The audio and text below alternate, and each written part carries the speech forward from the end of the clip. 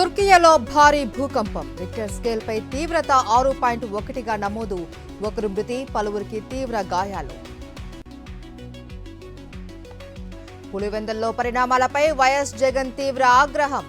చంద్రబాబు అప్రజాస్వామిక అరాచకవాది అని ధ్వజం. సీఎం అధికార దుర్వినియోగానికి పాల్పడుతూ ఉన్నారని మండిపాటు. రాష్ట్ర ఎన్నికల కమిషనర్ను కలిసిన వైఎస్ఆర్సీపీ నేతలు. పులివెందుల్లో పోలింగ్ కేంద్రాల మార్పు, అక్రమ కేసులపై ఫిర్యాదు. ఉప ఎన్నికల ప్రచారం ముగిసిన కదలని టీడీపీ కూటమి స్థానికేతరులు. పులివెందుల ఒంటిమిట్టలోనే తిష్టవేసి ఓటర్లను ప్రలోభపెట్టే ప్రయత్నాలు. టాలీవుడ్ లో కొలిక్కి రాని సినీ కార్మికుల వేతనాల సమస్య. నేటి నుంచి షూటింగ్ బంద్కు పిలుపునిచ్చిన ఫెడరేషన్ నేతలు.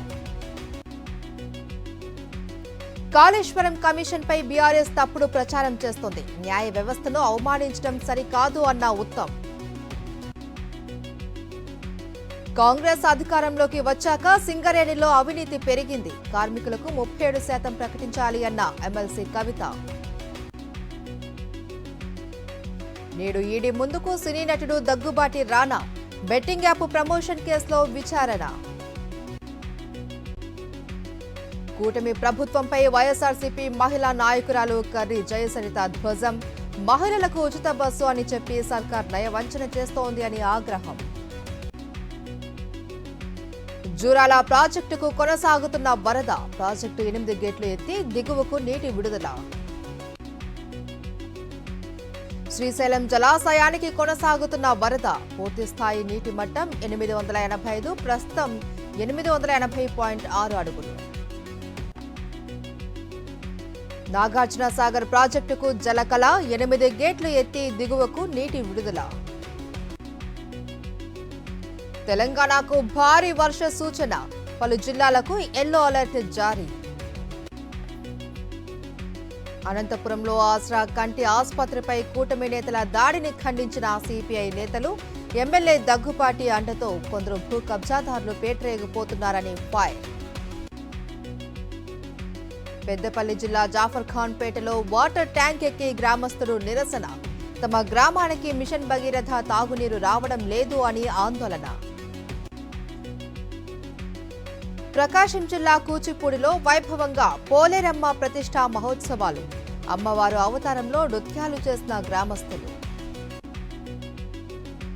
ఖమ్మం జిల్లా కుంచపర్తి గ్రామ సమీపంలోని ఎన్ఎస్పీ సాగర కాలువకు భారీ గండి. ఆందోళన వ్యక్తం చేస్తున్న ఆయకొట్ట భూముల రైతులు. పశ్చిమ గోదావరి జిల్లా ఆకివీడులో చోరీ. ఇంటి తాళం పగలగొట్టి 23 కాసుల బంగారం ఎత్తుకెళ్లిన దొంగలు. రాహుల్ గాంధీకి కర్ణాటక ఎన్నికల కమిషన్ నోటీసులు. ఓట్ల చోరీ ఆరోపణలపైన ఆధారాలు ఇవ్వాలి అని నోటీసులు. ఆపరేషన్ సింధూర్ సమయంలో ప్రపంచం సరికొత్త భారత్ ను చూసింది. విజయానికి మేక్ ఇన్ ఇండియా శక్తి దోహదం చేసింది అన్న ప్రధాని మోదీ. భారత్ అత్యంత వేగంగా పురోగమిస్తోంది అన్న రక్షణ మంత్రి రాజ్నాథ్ సింగ్. ఇండియాను సూపర్ పవర్ గా ఎదగకుండా ఎవరూ అడ్డుకోలేరు అని వ్యాఖ్య. రాబర్ట్ వాద్రాపై ED charge sheet. Land deal కేసులో 58 కోట్లు తీసుకున్నారు అని అభియోగం. అమెరికాలో పాక్ ఆర్మీ చీఫ్ పర్యటన. ట్రంప్ విందుకు హాజరు. యుఎస్ సైనికాధికారులతో భేటీ. చైనాలో కొనసాగుతున్న కీలక నాయకుల అరెస్టుల పరంపర. తాజాగా సీనియర్ దౌత్యవేత్త లియూ జియాన్చావ్ అరెస్ట్.